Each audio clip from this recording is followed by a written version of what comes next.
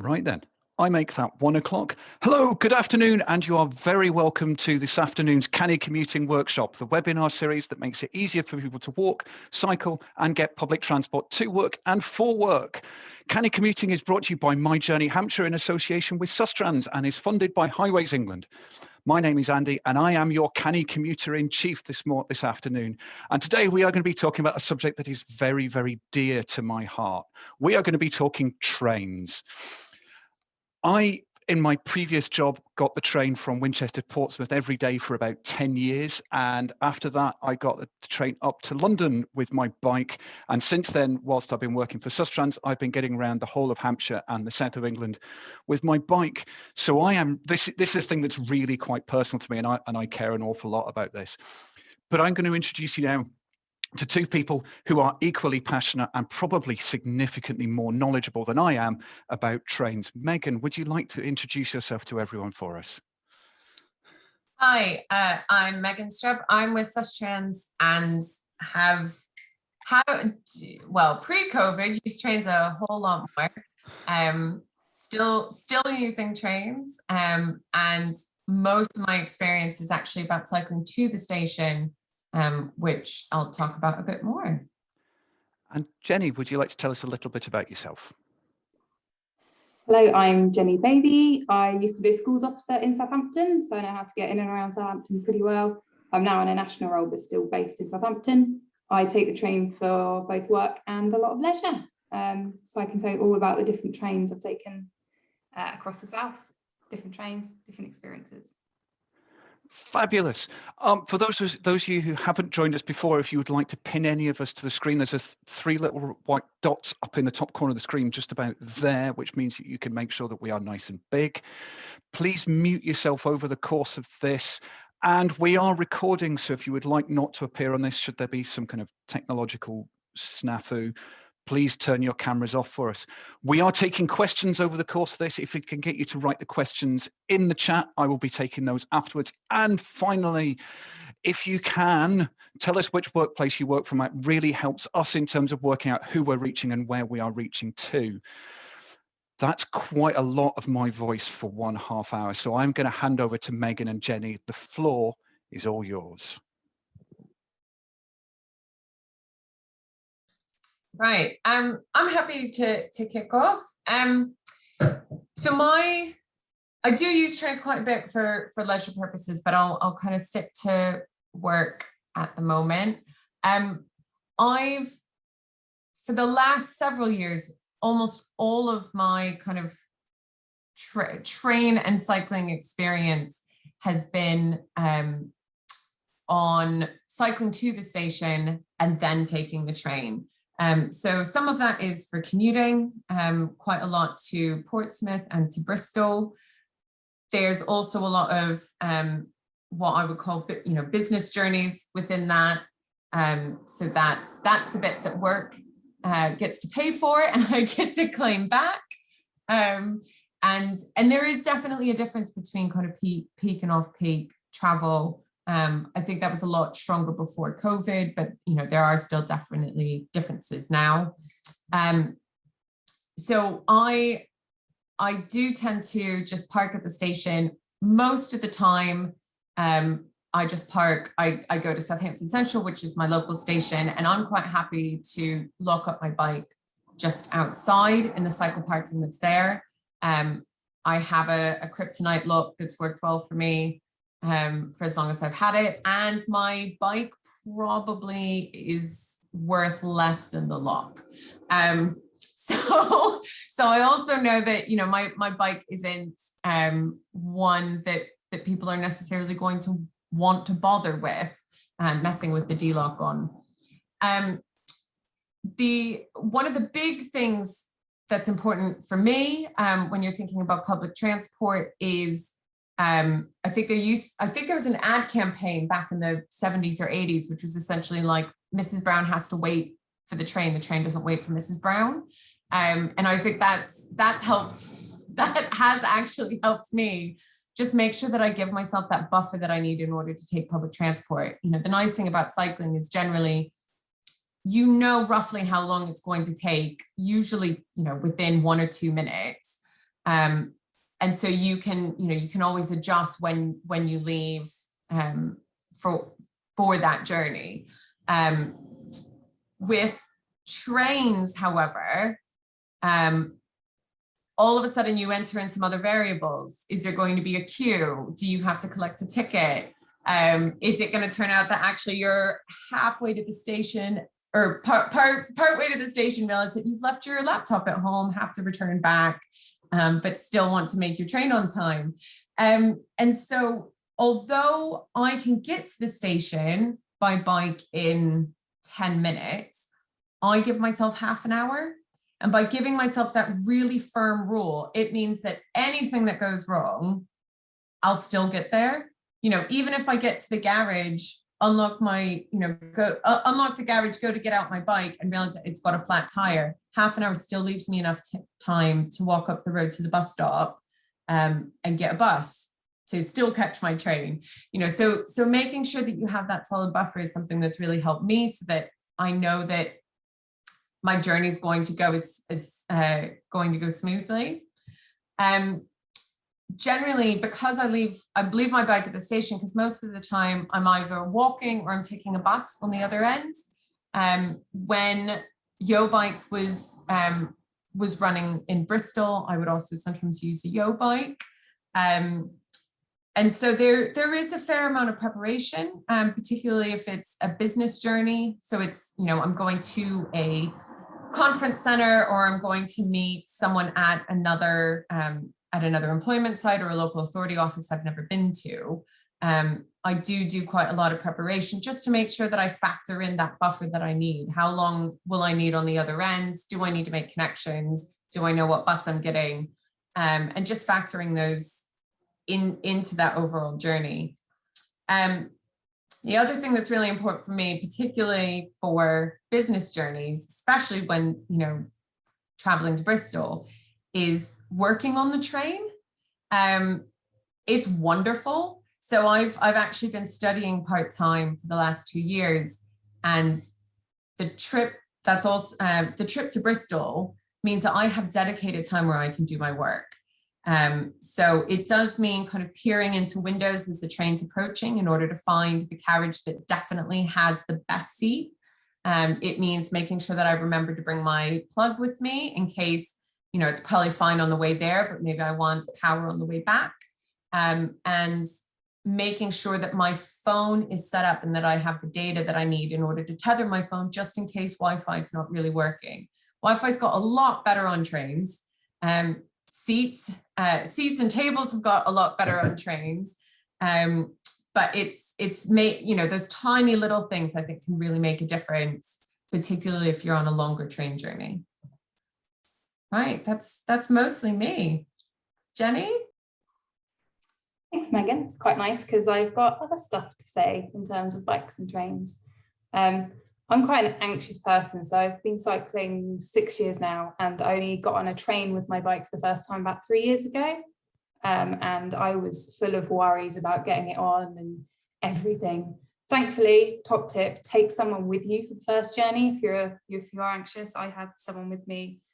By chance, I didn't then realise, I was like, oh my God, this is the first time. So that eased me a bit because I presumed they knew what they were doing, but they were winging it like we were. So most train companies, so I've been on a few different companies for my bike. They have different kind of rules, but most of the time they do ask you to book a space. I never have, but I know people do. So it's worth looking into that, especially if you're going longer, because some of my work journeys have been like Winchester or Fareham or Brockenhurst, where it's a lot closer. So I think it's more, and sometimes I'm more of a bit of a whim. Like if I've gone somewhere and decide I can't be bothered to cycle back, then I quickly just, hop on the train. So I know that's always an escape. So yeah, if you're going further afield, I think it's worth looking. And I'm going to share my screen because I've got some pictures as well to show you. Let me work this out. So I'm going to share something which actually a colleague shared a few days ago, and she actually tweeted a couple of train companies, which I thought was a really good idea, and that's how she books a space for her bike. So this is for a leisure journey for her, and she's just tweeted cross country, and they've booked her a seat. I spoke to her briefly this morning, and she also says that she sometimes DMs DM direct message the companies as well, so it's more private, and they book her space, and she's never had a problem doing it that way. And although I mentioned booking, I have never booked, but I've never had issues with just hopping on a train. The biggest issues is if there's lots of bikes, but I'll speak about that in a second, I think. So by chance at the weekend, I happened to be on a bike journey. It wasn't a work one. Can you see the picture of me on the bike? Yeah, cool. So yeah, this was me up in London taking a journey down to Brighton. So it might not be the same kind of space that we have locally for bikes. But one of the most important things is being ready for the timed train when it does arrive. So when you allow yourself plenty of time, it means that this particular train, we had two that were quite close together, and the first one left very quickly before we could find where the train carriage for bike storage was. But the good thing is we then knew whereabouts it might be on the next train that came through, so we could hop on that one pretty quick. So, oh, that's not the slide I want. These have gone in the wrong order. This is what you're looking for with your bike. You want the wide bit with your ticket. That really helps speed things up. If you can vaguely see that from afar, aim for the big gates to get your bike through, whether you're carrying a Brompton or just a normal bike. This is what you're looking for on the side of a carriage. They vary per brand, but that really helps as the train comes in to try and locate the bike symbol on the side of the train. I always get stuck trying to find it on the train that runs from Brighton through to Southampton. I miss it and end up not on that carriage. But at the weekend I learned it's by the first class section. It's on the same carriage as that. But this particular one was a bit more obvious. I think there's a Great Southwestern. I get all the brands confused, but that's generally quite obvious as well. But that one will indicate the space that's allocated for bikes, in theory. So this particular one from London to Brighton, it's a shared space with potential mobility users. So you might find wheelchairs, or you might also find luggage and stuff. Thankfully, this was early morning, so it was free. And there was no one sat in these chairs. So I was with a friend at the time, so we had space for both our bikes. We had 2 bags each, so we took one off, so it made space. This particular space as well had these Velcro ties, so we could secure them. So if we didn't have a seat close by, we knew that they wouldn't move too much. It wasn't the best, but it's, you know, they're fairly safe. We encountered, the first problem was actually someone got on the next stop, which meant we had to remove our bags because there are certain stations where it just gets a lot busier. Southampton to Bristol in particular gets really busy. I've done that a few times for work and leisure, and that can just get really busy. So I think etiquette on trains is if you get on and there are bikes there or someone gets on after you, find out where they're going, and maybe you just have to be a bit of Tetris with your bikes to make sure that if you're getting off later than them, just to make sure they can get to their bike easier, or try and sit or stand nearby so that you can move your bike. I've had it before where I've tried to get on, someone's got on before me and they've only gone 2 stops, whereas I'm going the full hog. So then he's gone and found himself a seat, and by the time he, 10 minutes later he's getting off, we then have to play Tetris, because if he'd actually asked when he got on, we could have made sure that I went in first rather than playing Tetris, which this carriage is quite spacious, but the ones from Southampton aren't always. So I think it's a courteous just to see if there are other bike users, how far they're going. So I took my bags off and I just put it in the luggage space, which was empty at the time, but depending on the space you've got, you can tuck it above or wherever on the train. This is an example of one from a couple of years ago. I think this is Great Southwestern. I get confused. This is another one, the Waterloo line. Southwestern Railway. Thank you, Andy. So this one, there's no ties on this one, but you just roll it straight in. The back, you just have to kind of tuck in. I think there are instructions on the wall for this one, but I never really read them. I just kind of throw it in. Most of the time, if the space isn't shared with mobility kind of seats like we saw on the last one, it will be next to the toilet. So I think on occasion I've stood with my bike here, especially if I'm only going a couple of stops, because I don't always feel it's secure, where it's separate from where the seats are, because there's normally a door between. I'm a little bit anxious sometimes. So this one rolls in, that's fine. You do sometimes find there's luggage there, which is great. So you have to sometimes negotiate around that.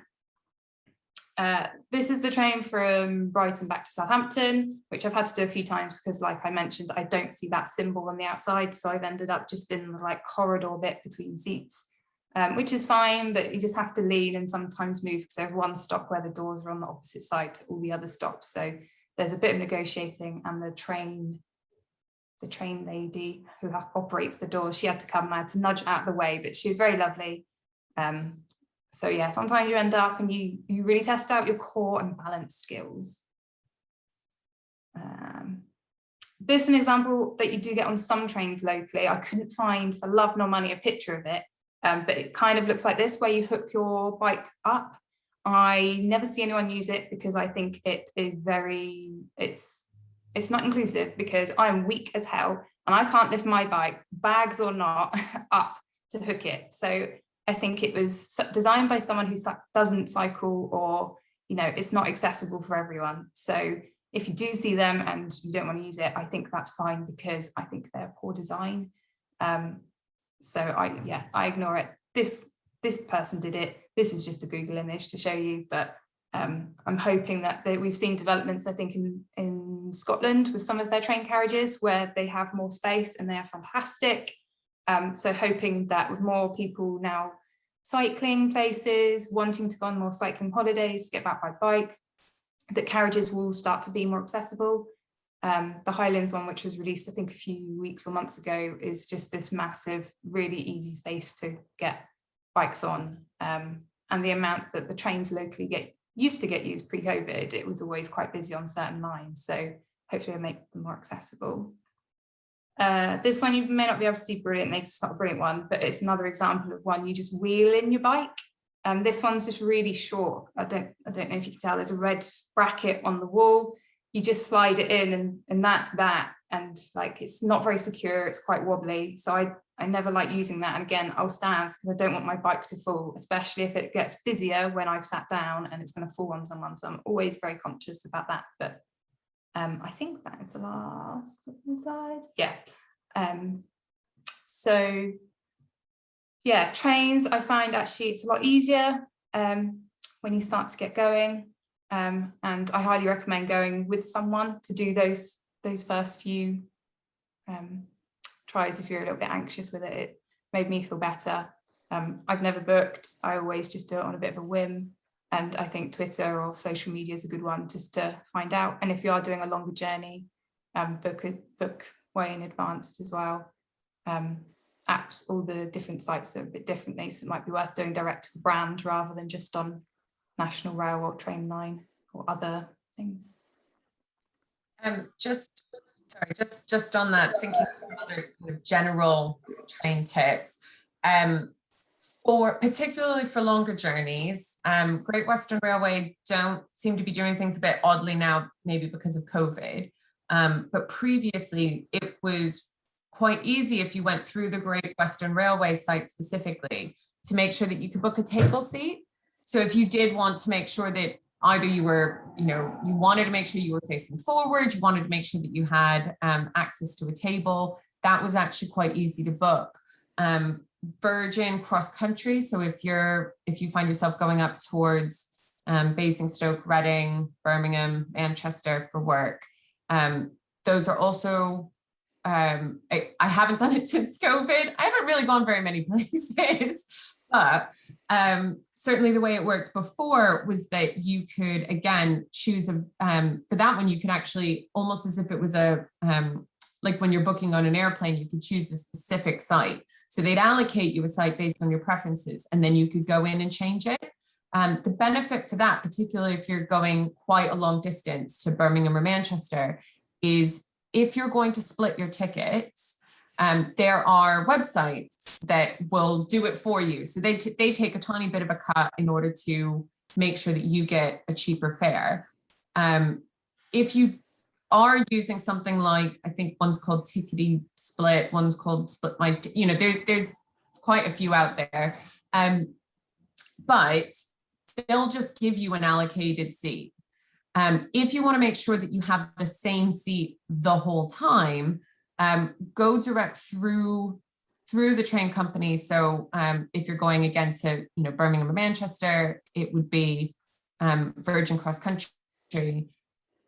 Book each segment of your split separately, and then you can go in and make sure that all your seats align up so that you have the same seat all the way through. You'll end up with a stack of tickets about this big when you go to collect them, but it means that then you don't have to move around once you're actually on the train. Another thing, the reason why I keep also talking about paper tickets, so having that massive stack, is I've not moved on to using my phone for tickets. Lots of companies are offering that now. Lots of people that I see when I'm at train stations are using that regularly in order to, it produces a QR code and they just tap in. I've fairly recently switched to a phone that has a much better battery, but I never used to trust the battery on my old phone. And so for me, making sure that I have a paper ticket is just that bit of reassurance that I want, so that I know that, if anything were to happen and my phone was to get nicked, fall down a toilet, run out of battery, whatever it is, I can still get home. So a lot of people, for convenience, are using your phone. And if you have something like a network rail card or a young person's rail card, that can actually go onto your the app on your phone as well, so it's all in one place. So there's a lot of options out there, and I think both Jenny and I have kind of said, for certain journeys, doing a bit of preparation, whether that's bringing someone with you, doing a bit of journey planning, or kind of looking into your ticket pricing options, is definitely worth it. Another planning tip, which you reminded me of, is if you do have like 2 bags, because it's maybe a longer trip away, for the train, I try and make sure if I've got my laptop and snacks in the same bag, because then I can put one bag in the luggage and then I take one bag with me to my seat. And that way I can just whip out snack, breakfast and laptop, and everything's kind of just sent together. So I don't have to lug both bags with me, and then just keeping your tickets in a quick place when the person comes around. Fabulous. Thank you both very much. I've got a couple of things I'm going to add to that, because I'm a bit sad. This is where I get incredibly nerdy.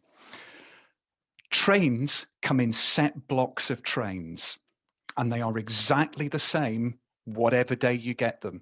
And certainly on the South Western Railways, there is one set of trains that comes in units of 4 and one set of trains that comes in units of 5. So when you look at the thing on the screen that tells you how many carriages there are, you can tell what sort of train you're going to get and roughly where the bike compartment is going to be. It's really sad. So on a 5-coach one, it's either the front door of the 2nd and 3rd carriage or the rear door of the 3rd and 4th. And on multiples of 4, it's either the front door of the 2nd or the back door of the 4th. And they tend to end up in the same place. So as Jenny said, if you arrive and you have to kind of scramble for where it is, remember where it is, because if you're doing this for work, you're going to be there again tomorrow, and it will be in the same place tomorrow. And another tip is, look for the bit of the platform that has another cyclist standing at it. Because if they've been doing it for a while, they'll know where you are. And I really agree with Jenny's point about before you get on, I always say, where are you getting off? Because that way you can arrange to all get on in order. And I've never had anyone, other than kind of, why are you asking? It's usually been absolutely fine when people have said that. And one final, again, really, we've been talking for a while about carrying heavy stuff. I normally get on the train with panniers on. And one of the things I discover is if you just lift up your front wheel, your bike will pirouette around a point above where the bottom wheel touches the ground and fall over. So if you are getting on with the bike, lift the whole thing up, not just the front wheel, because it suddenly becomes incredibly unwieldy. It's one of those things that caught me out a couple of times. We've had some questions. Oh, and by the way, Jenny, thanks for spoiling my brilliant tip for getting on the cross-country trains. I got told that once by a guard not letting me on because it was full. And I said, so how do I do it? He says, you just book it on Facebook. Oh, right, really? And I spoke to them about 3 days ago, and they are quite happy for me to tell everyone about this. So I spoke to cross-country. They really like people booking. Those cross-country racks, as you say, are awful. They are really, really bad. If you ignore them, there is just slightly further into the carriage on the right-hand side, a place where luggage is supposed to go. And I once met someone who got told by the guard he couldn't put his bike there, so he took the front wheel off it and told him it was luggage. But yeah, they're quite good. We've had some questions. Longer journeys with bikes. How possible, easy is it for you to go on a long train journey with a family of 4 or more with bikes? And what would you need to consider to make sure that you can get on the train? This is where 3 of us who don't have families of 4 go. I have gone a really long way with my bike. Me and my wife went to Edinburgh and Glasgow about 3 years ago with our bikes, and it was remarkably painless. We got on in Winchester, we changed in Wolverhampton and got a train from there to Edinburgh. The guards were really nice. We got bookings. We'd kind of zip tied the ticket to the bike, and they went, "Yeah, just stick it in here." And in some of the long distance trains, there's actually a locked place where you can say, "Is it possible I could stick this in with where the mail goes or whatever, so that you don't have to trot up and down the coach every time you get on, or every time there's a stop?" I've done it with 4 bikes. I can imagine it would be quite stressful getting on and off the train. But as with all these things, the first time will be fraught and painful and you will feel yourself getting older. The second time will be okay.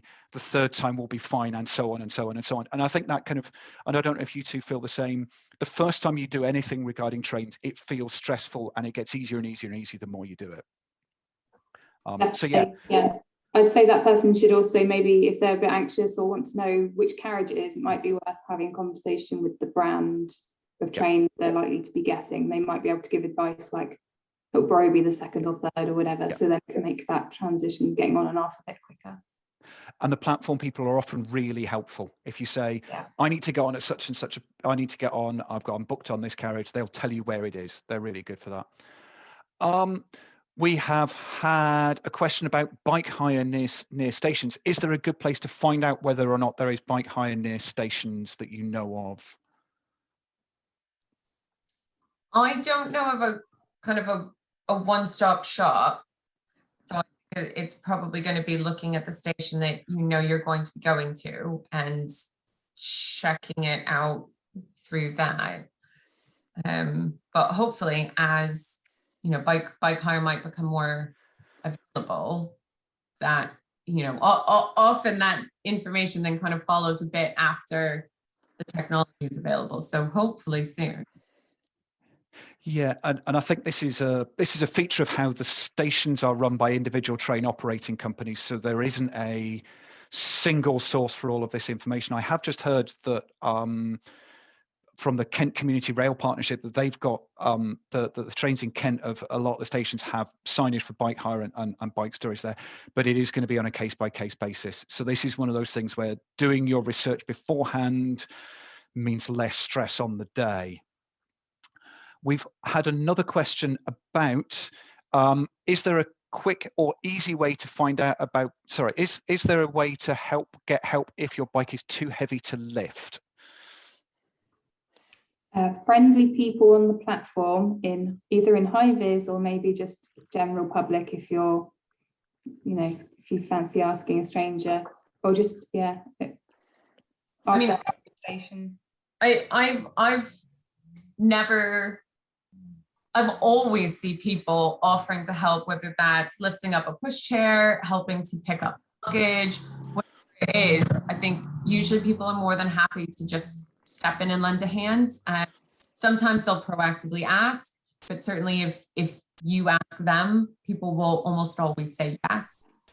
Yeah. I did have someone, they wanted to help me get off the train with my bags. They looked like I was struggling. It was one of the first times I'd done it. I was like, no, it's fine, because in that point I was getting into the routine of how to lug it off, but I think they were waiting to get on, so they were trying to help. But I said, no, thanks, I've got it, clumsily stumbling off. Absolutely, and it, you know, if you are, the people to ask are the people who've currently got bikes in the other hand, because not only do they really want to help people out, but they know what it's like to try and pick up a heavy bike. And by and large, they'll really put themselves out to make everyone else feel welcome. By and large. We've had a question about finding out about secure parking if you're not taking your bike onto the train. How do you go about finding out what parking there is and where it is? So the National Rail website, which is just nationalrail.co.uk, and the app might have some of this information as well. There's a lot of information about what's available at a station.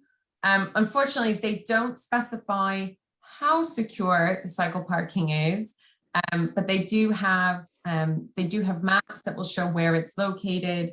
From that, you might be able to get a sense of, well, is it on the station or is it outside of the station, and get a sense through that.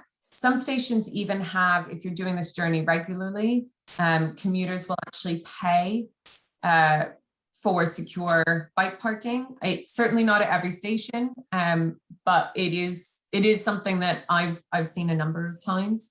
So it's probably checking the website, maybe doing a Google Street View recce, or just asking around is probably the easiest way to find out. Yeah, social media can be your friend in these times. Just doing a shout out either on Twitter or going to cycle specific Facebook groups can be really useful. If you're saying you're planning to go to X station, people can be really kind on cycling Facebook groups. Yeah. Speaking on behalf of the community, and I am obviously not the community, we are more than happy to share the tips and tricks we've learned over the year, whether you want to hear them or not. I would suggest, you are much less likely to get us to not give you a tip. That you know what I mean. Couple of really quick things from me that have just kind of come into my head in terms of time-saving tips. One, and this is really sad, every train has a station has a 3-letter code, and if you are looking to search for things, the stations that you use most often, knowing the 3-letter code will get you information on that loads quicker than, particularly for things like the Southampton ones where there's several stations with roughly the same name. Learning those 3-letter codes can make checking train times on the hoof much easier. And the other one is, a couple of my jackets have got I think it's for ski passes, a pocket just here. Card readers on train ticket machines will read your card through that pocket. So you don't even have to take your card out of your pocket to put it in, because they're running contactless. I have, however, discovered I've got a watch that allows me to pay for things. Ticket machines will not recognize that. So be ready for that when you rock up. That is just about all we've got time for today. If you are watching us on YouTube right now, please like and subscribe to the video and watch all the other ones in the channel. That really helps. If you would like to chat with us some more or ask us more, or if you have amazing tips to share, I can be found on Twitter at Sustrans. Andy, Jenny, where can people find you on Twitter? I'm at Sustrans Jenny. This is really easy to remember. Megan, are you happy for people to get in touch with you on Twitter? Yeah, sure. I'm Megan Streb. This is really easy. You can find more information about the whole series at myjourneyhampshire.com/Canny Commuting. All of the information on all of the series. The previous 7 episodes are up there, so you can find them. We are back next week when we are going to talk about buses, which I'm really looking forward to because I know very little about getting buses around. Megan, thank you very much for joining us today. You've been absolutely brilliant. And Jenny, thank you also very much for coming in today. You've been really helpful. It's been absolutely superb. Thank you very much. That is all we've got time for this week. We will see you again next week. Goodbye.